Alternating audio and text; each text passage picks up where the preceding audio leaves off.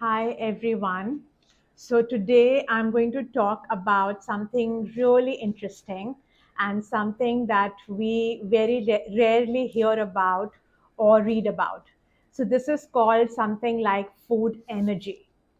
Now we get our energy from food, and I'm talking about energy which makes us do things. So it's very interesting that how our diet can even affect how we are feeling. What we eat also affects how we feel, which is very interesting. So, what happens is when we eat food, it goes into the digestive tract and then it slowly goes into the bloodstream. We all know that. And it affects the neurotransmitters. So, when we eat carbohydrates or sugar, they act like um, serotonin. Yeah. So what they do to us is they make us feel relaxed. Serotonin, which is present in the gut and really comes from carbs and sugars, makes us relaxed. And if we eat a lot of it, we start feeling drowsy. And we would have seen that, or we would have felt that if we listen to our body closely. Then there is dopamine, right? So dopamine is supposed to make us alert, vibrant, and this comes from protein. Now if we have too much of protein, then we start feeling anxious, worried, stressed out. So everything has to be done in moderation. We cannot eat too much of something and get into this fad diet where we say we are not going to eat carbs and we are just going to eat proteins, and we kind of over proteinize ourselves or our bodies. So the most important thing is that rather than running to the outside world and hearing from them what we should eat and then creating a havoc with our body, we need to really listen to our body. And the beautiful part that I believe in very strongly is that, like a child cries out for help, but he doesn't say anything because he can't really form the words. But he says, he cries out when he's in pain or when he wants something. Our body is also giving us messages. The only thing is, it cannot tell us verbose, oh, this is what I want, this is how I'm feeling, but it gives us messages. But this is our body. So we need to really hear exactly what is our body trying to tell us. And if we do that, then we don't need anyone. We can keep our body in balance. The most important thing is that our body has to be in balance. And if our body is in balance, then we are happy, we don't get ailments, we don't feel lethargic, we don't feel worried, we don't feel overstressed, we just feel good.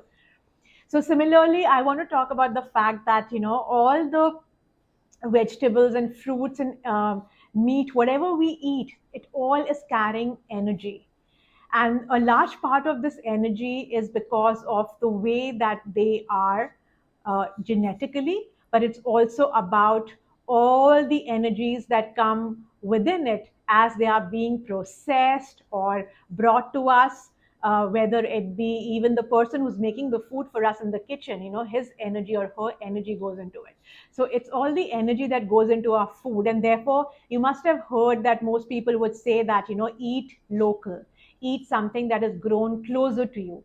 And we all talk about food miles now. How much of miles has this particular food traveled to reach you? And the shorter the miles that the food has traveled to reach you, the better.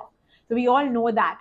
So it's very good to eat things that are local. If you get a choice eating something coming from New Zealand or Canada or Chile versus something that's being grown in the local market, uh, please eat something that's grown in your local market. I think it's way better than what something very exotic is going to do coming from Thailand or somewhere really far.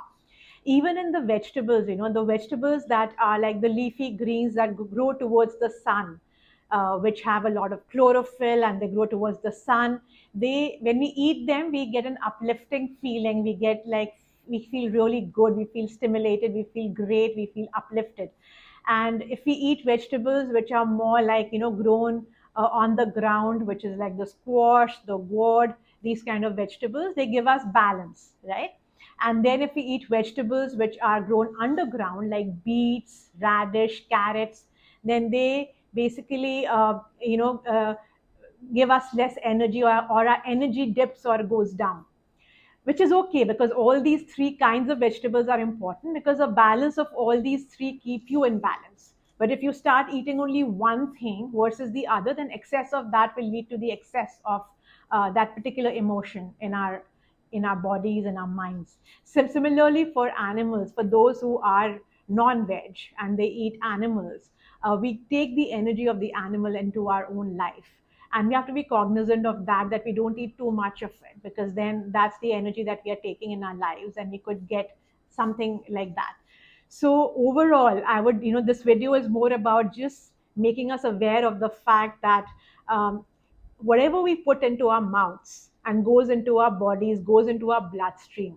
And you know that blood is, our body is mainly comprised of blood, and that affects how we feel. And therefore it's important to know what we are eating, balance out what we are eating. We all know that fresh fruits and vegetables have higher, more vibrant energy than processed foods will have. So we should go definitely for foods which are fresh, vegetables which are fresh, maybe whole grains have better energy than refined and processed foods. So these are such basic things, and if we just keep these in mind and keep our bodies in balance, I don't think we'll ever need to go to a third party to tell us what we need to do. So that's what my video is about. And I would really urge you all to subscribe to my video, because I see a lot of you are watching my videos on a regular basis and you're asking me questions about things and also giving me topics to speak on. So please subscribe to this channel, and you can see the subscribe button below my video. So thank you so much. Bye bye.